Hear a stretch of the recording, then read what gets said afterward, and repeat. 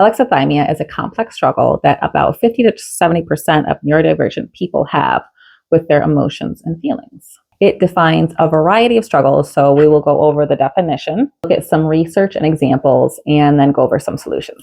Hi there, I'm Sarah, an AuDHD mom of 3, soon to be 4, and I make content geared toward neurodivergent parenting and being a neurodivergent woman.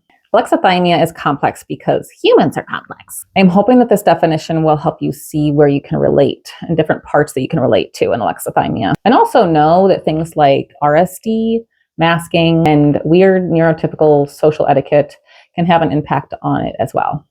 Let's start with the definition, which is a variety of things. So you may be able to only feel basic emotions like happy, sad, angry.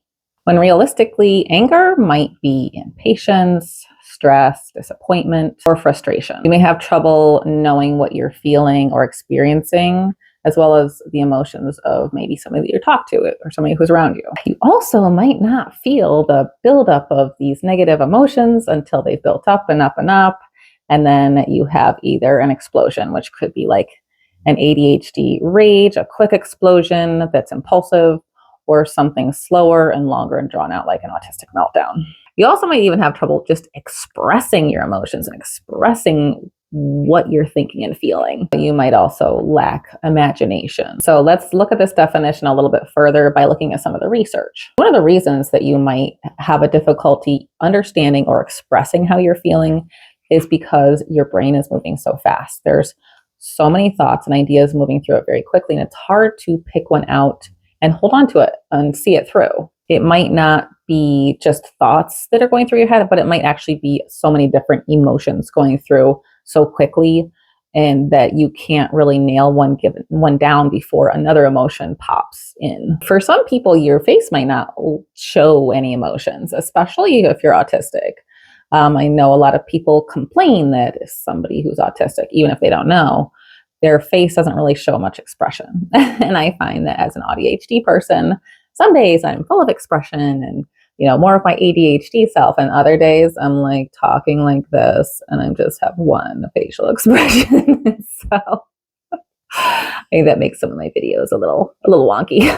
Something else that can be really annoying is like going to the doctor and they're trying to get you to tell them how you're feeling. And they're like, on a scale of 1 to 10, what would you say is the pain that you're experiencing right now? And it's like, well, that's very vague. That's very objective. I don't, what is a 1? What is a 5? Can you describe these? Because the way that you feel pain is different than how I feel pain. And especially for neurodivergent people, you a lot of times have chronic pain. And so you kind of just push it out of your brain. You're trying not to think about it. Or you might just have a high pain tolerance. Interoception is a term here that plays a role, which is just the feelings that are in your body, detecting what feelings you're having in your body. So these can be feelings, as they say, in your tummy, or feelings of hunger, gut feelings like being nervous.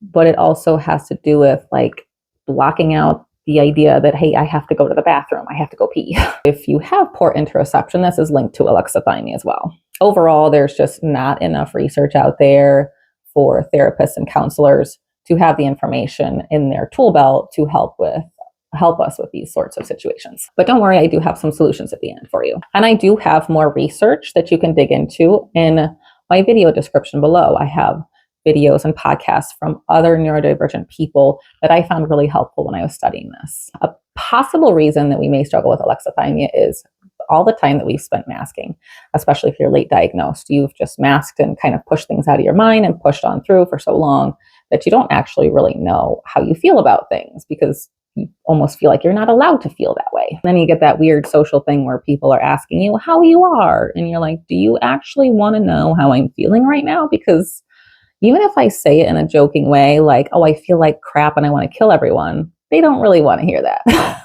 There's also possibly a lot of trauma or maybe being ridiculed, the rejection sensitivity of growing up as a kid. Maybe you were told not to act that way, or maybe you were ridiculed by your peers. And so you just don't think about how you feel, or you don't want to talk about it anymore.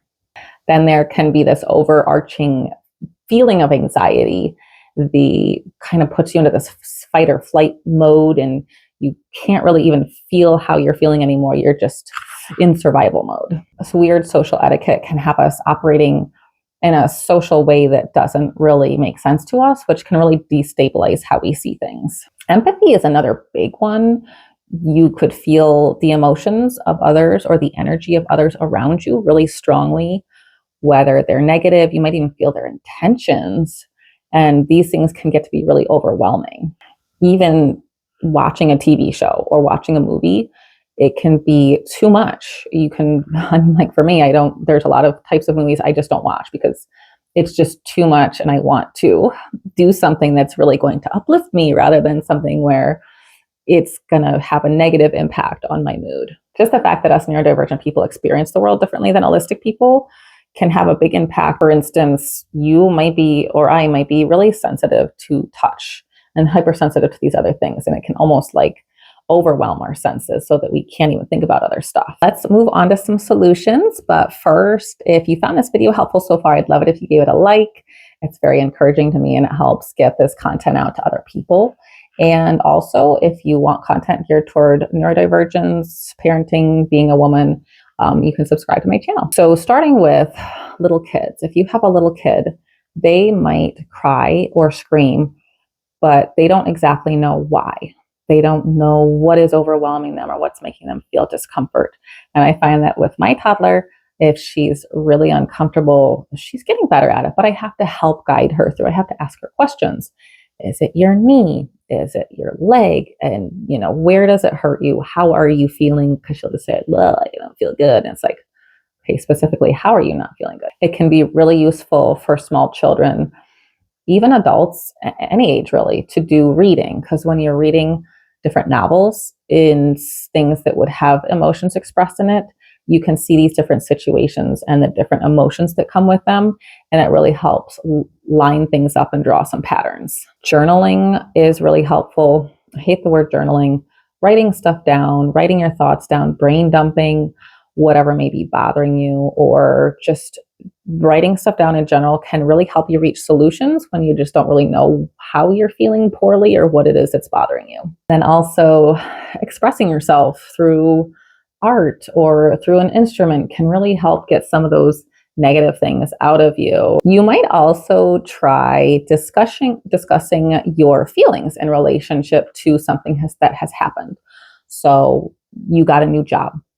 You might be talking to your kids about it and helping them to grasp these different emotions. You may explain an emotion that you're having, like, I'm excited because I got this new job, but I'm also nervous because I don't know what to expect, and different things like that to really give explanations to emotions. Stimming can be a great solution to bring your anxiety levels down, or the anxiety levels of your kids, to help you regulate and calm. Just giving yourself time to process, or your kids time to process things, and thinking on them, and just spending time not doing stuff, but contemplating what it is that may have bothered you about certain situations, or made you really happy, or why things didn't sit well with you.